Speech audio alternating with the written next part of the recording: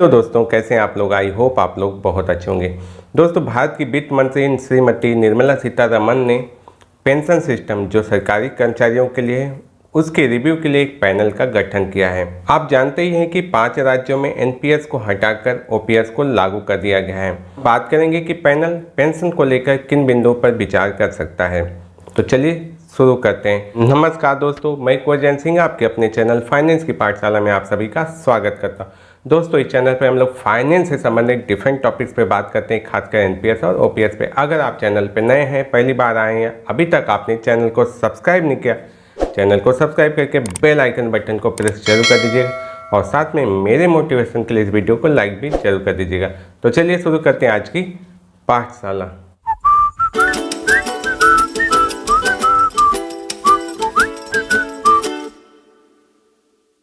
तो अप्रैल 2023 में पैनल का गठन कर दिया गया है। तो हम की पॉइंट देखते हैं कि कौन कौन सी बातें जो न्यूज़ के माध्यम से हमें मिल रही। इस आदेश प्राप्त करने के लिए मैंने बहुत सारे वेबसाइट को खंगालने की कोशिश की, लेकिन मुझे आदेश नहीं मिला। हो सकता है पब्लिक न किए गए हों आदेश, लेकिन जो भी मीडिया के माध्यम से सूचनाएँ मिल रही हैं हम उस पर बात करेंगे। दोस्तों, जब 5 राज्यों में एनपीएस हटाकर ओपीएस को रिस्टोर किया गया तो एक सवाल आ रहा था, क्या पीएफआरडीए एम्प्लॉय के और एम्प्लॉयर के फंड को कैसे वापस करेगी। तो हो सकता है कि यह कमेटी इस पर भी विचार करे, तो हम इस न्यूज़ को अच्छे से समझेंगे। चलिए चलते हैं अपने लैपटॉप की स्क्रीन पर। तो दोस्तों, यहाँ पर मैंने 2 आर्टिकल्स यहाँ पे ओपन किए हैं। एक है आपका करंट अफेयर्स और दूसरा है आपका इंडियन एक्सप्रेस। तो पहले इससे समझ लेते हैं, कुछ की पॉइंट इसमें दिए गए हैं। बेसिक चीज़ें दोनों में कॉमन है। Indian government forms committee to enhance pension benefits. तो यहाँ पर भारत सरकार ने कमेटी गठित की है जो पेंशन लाभ को बढ़ाने पर विचार करेगी। तो पहली बात की गई कि कमेटी में 4 मेंबर्स हैं जो फाइनेंस सेक्रेटरी हैं, 3 मेंबर्स जो हैं department of personal and training से हैं, डिपार्टमेंट ऑफ एक्सपेंडिचर से और chairman of the pension fund regulatory and development authority. तो ये सीधा एनपीएस से संबंधित अथॉरिटी है। दूसरा सवाल यहाँ आ रहा है कि several state government announce intention to return to old pension scheme. तो यहाँ पर कई राज्यों ने ओल्ड पेंशन स्कीम को पुनः स्थापित कर दिया है। तो इन्होंने कहा है कि ये एक फाइनेंशियल बर्डन को बढ़ाएगा, वित्तीय बोझ को, और जो स्टेट के खर्चे हैं इस पर काफ़ी इन पर फर्क पड़ेगा आने वाले सालों में। इस पर लेकर आरबीआई के गवर्नर ने भी कुछ चिंता व्यक्त की थी, वो हम लोग दूसरे अखबार में देख लेंगे। तो यहाँ पर कहा गया है कि कमेटी जो है वो जो गवर्नमेंट एम्प्लॉय हैं उनके लिए एनपीएस को एग्जामाइन करेगी और मेजर सजेस्ट करेगी जो कि कैसे पेंशन बेनिफिट को इस स्कीम में बढ़ाया जा सके। अब हम चलते हैं अगले अखबार की तरफ। दूसरा हमारा जो आर्टिकल है इसमें कुछ चीज़ें थोड़ा अलग कही गई हैं। तो हेडिंग यही है, finance names panel to improve pension benefit for government employee. देखिए एक चीज़ और का है, no timeline for submission of report but as panel must keep physical implication in mind. तो यहाँ पर देखना है कि यहाँ पर कोई टाइमलाइन नहीं गई। मुझे लगता है कि लोकसभा चुनाव के करीब में ही इसके कुछ आएंगे फ़ायदे जो भी होंगे और चुनाव को ध्यान में रखते ही चीज़ें की जाएंगी। ये मेरा व्यक्तिगत व्यू है, जरूरी नहीं है।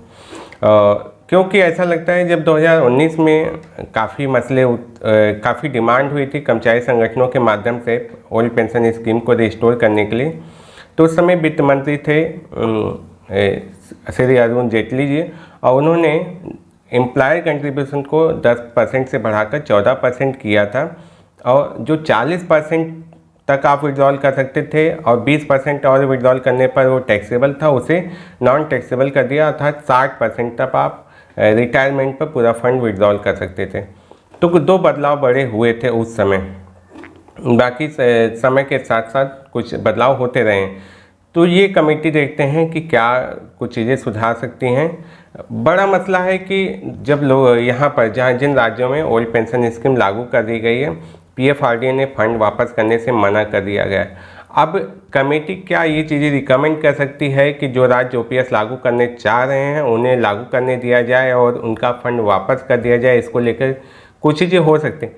एक चीज़ तो है कि यहाँ पे ये चीज़ें अब कंसीडर हो रही कि राज्य पेंशन को लागू करें ओपीएस को, तो ये मसला तो बनने वाला है ही।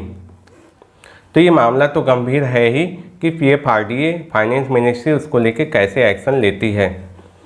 फिलहाल कर्मचारी संगठन लगातार इस समय डिमांड कर रहे हैं OPS को रिस्टोर करने के लिए, तो हो सकता है कि उनको त्वरित रूप से शांत करने के लिए भी सरकार कुछ ऐसे लाभकारी कदम उठाए जो उन्हें अच्छे लगे और उनके मूवमेंट को थोड़ा कमज़ोर किया जाए। तो देखिए, जो कुछ मैं की पॉइंट पे ही सिर्फ ध्यान दूंगा, पूरा पेपर आर्टिकल नहीं पढ़ूंगा। अगर आप पूरा आर्टिकल पढ़ना चाहते हैं तो आपको मेरे टेलीग्राम पर मिल जाएगा और टेलीग्राम का लिंक आपको डिस्क्रिप्शन में मिल जाएगा। तो यहाँ पर देखिए दिया गया, improving the system of pension for government employees, A move that comes against the backdrop of at least 5 opposition ruled state. तो यहाँ पर वो सारे हैं जो अपोजिशन में हैं, उन 5 राज्यों में OPS को लागू कर दिया गया है।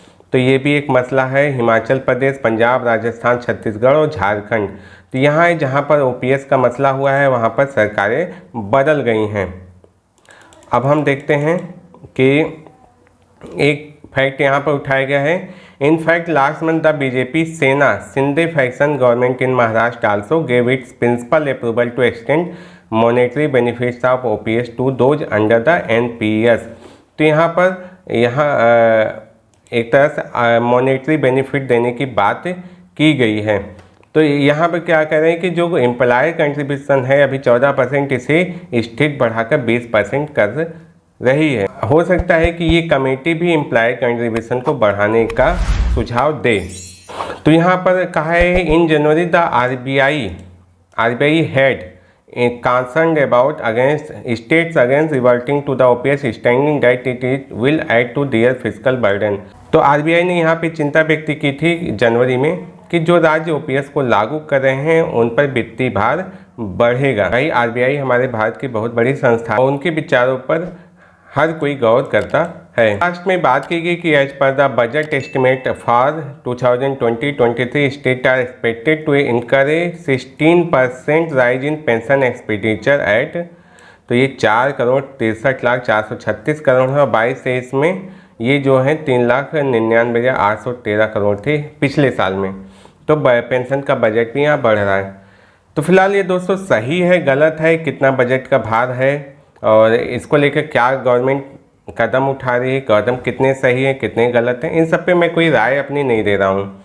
मैं आपके सामने वो चीज़ें सिर्फ रख रहा हूँ जो चीज़ें मुझे कहीं से मिल रही हैं और मुझे लगता है कि ये आपको जानना ज़रूरी है।